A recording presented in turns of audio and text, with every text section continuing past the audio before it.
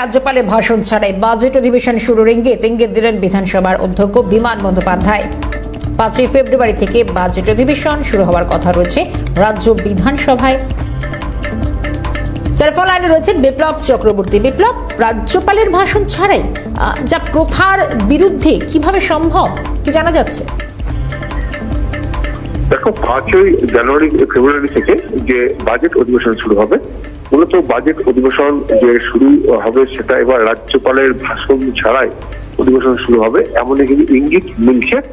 অর্থাৎ আমাদের যে বিধানসভা স্পিকার বিমান বন্দ্যোপাধ্যায় তিনি তার যে বিবৃতি তাতে তিনি উল্লেখ করেছেন এমনটাই যে বাজেট অধিবেশন, সেই বাজেট অধিবেশন যে সেখানে রাজ্যপালের যে ভাষণ সেটা কিন্তু প্রয়োজন পড়ে না।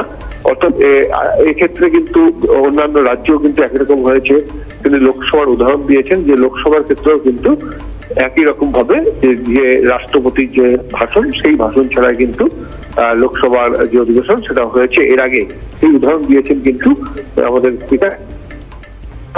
পরিষ্কার করে বলেননি যে আমাদের যে বাজেট অধিবেশন হবে বিধানসভায় সেটা রাজ্যপালের ভাষণ ছাড়াই হবে বলেননি, তো ইঙ্গিত দিয়েছেন যে রাজ্যপালের ভাষণ ছাড়াই এই বাজেট অধিবেশন সেটা কিন্তু 5ই ফেব্রুয়ারি থেকে শুরু হবে।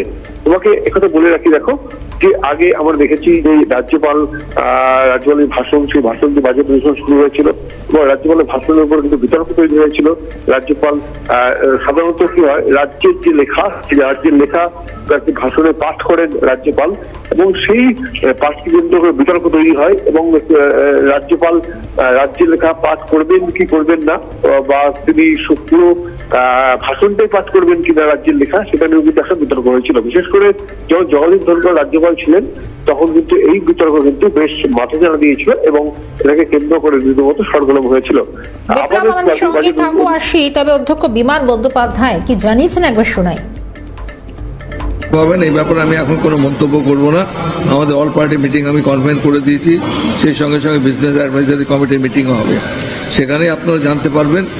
আমাদের হাউস প্রোরোগেশন হয়নি এটা ঠিক কথা, কিন্তু আমাদের আগের সেশনটাই কন্টিনিউ করছে।